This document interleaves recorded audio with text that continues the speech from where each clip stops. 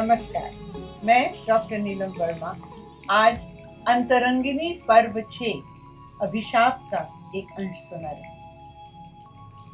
ज्ञानी ध्यानी प्रकांड पंडित कितने भी अधिकार पूर्वक यह प्रमाणित करने का यत्न करें कि कृष्ण महायोगी थे और इसलिए युद्ध की विभीषिका का उन पर कोई प्रभाव नहीं पड़ा, पर हम यह कैसे भूल सकते हैं कि युद्ध टालने का हर संभव प्रयास भी कृष्ण ने ही किया।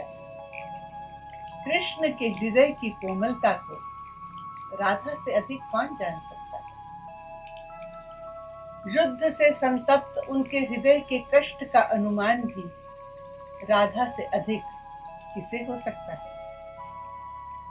तो चलिए उसी आम्र मंजरी तले, जहां कृष्ण से युद्ध के बाद मिलने पर राधा ने उनके संतप्त हृदय को पुनरुत्थान के प्रति पुनः आश्वस्त किया।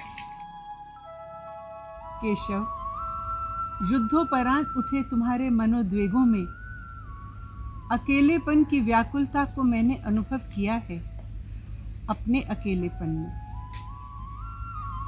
इसीलिए मेरी इच्छा थी तुम एक बार लौट आओ अपनी अंतरंगिनी के पास। पर मेरे सुकुमार, तुम्हारे अधर जो ओस की बूंदों की तरह स्निग्ध हुआ करते थे, बांस की निर्जीव बांसुरी में भी प्राण फूंक दिया करते थे, आज इतने शुष्क क्यों हैं? कोई तो ऐसी व्यथा है तुम्हारे भीतर जिसे मैं पहचान नहीं पा रही हूँ। जरा मुझे अपने चरणों के समीप बैठने का स्थान दो। देखूं तो जरा, माधव, तुम्हारे चरण कितनी पीड़ा झेल चुके हैं, जान गई हूं मैं। तुम्हारे पास तो अनगिनत वाहन थे वहां, पर ऐसा लगता है जैसे उन टूटे अस्त्र शस्त्रों से पटी धरती पर तुम जल्दी जल्दी चरण बढ़ाते लौटे हो आज मेरे पास। क्या मैं ही तुम्हारी लौकिक यात्रा का अंतिम अर्थ हूं? कितने अप्रत्याशित आघात सहे हैं तुम्हारे चरणों ने।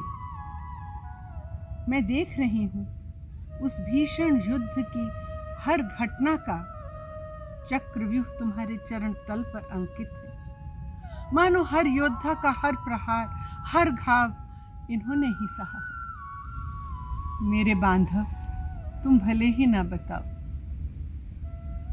मैं जानती हूँ अभी माता गांधारी का श्राप भी तो झेलना है मेरे इन आराध्य चरणों को। हाँ, तुम्हारे जीवन के हर संदर्भ पर भीषण कुठाराघात हुआ। जन्म से लेकर आने वाली मृत्यु तक हर संदर्भ पर अतिक्रमण हुआ, पर तुमने तो किसी से सहानुभूति की अपेक्षा न की। एकाग्रचित्त होकर कर्म के हर स्वरूप को ही सर्वोपरि माना। हमारे आंगन की धूलि में गोपाल बन रम गए और द्वारका की भव्यता में प्रजा के प्रतिपालक बने। युधिष्ठिर के राजसूय यज्ञ में ऋषि मुनियों के चरण पखारने से, दुर्योधन की राजसभा में एक दूत के रूप में जाने से, राजपुत्र होकर भी अर्जुन का सारथी बनने से तुम्हारा स्वाभिमान भंग हुआ क्या?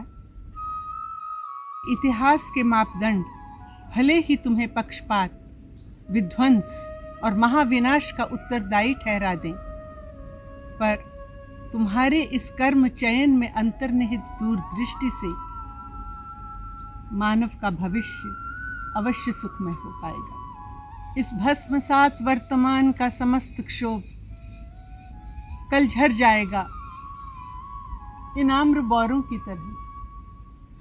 आज ये सूखती जा रही हैं झड़ जाने की पीड़ा में, पर कल इनकी यही पीड़ा नवजात आम्र फल के रस और स्वाद में परिवर्तित हो जाएगी।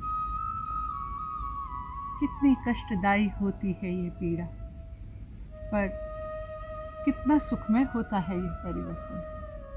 तुम्हारी शुभेच्छा वृक्षावली पर भी कल आनंद रस भरे फल अवश्य लगेंगे। आज से कल की दूरी उतनी ही तो है जितनी एक श्वास से दूसरी श्वास की। एक श्वास जाएगी तभी दूसरी आएगी। आज जाएगा तभी कल आएगा। यह धूल धूसरित युग जाएगा तभी संभवतः उज्जवल तेजस्वी युग आ पाएगा।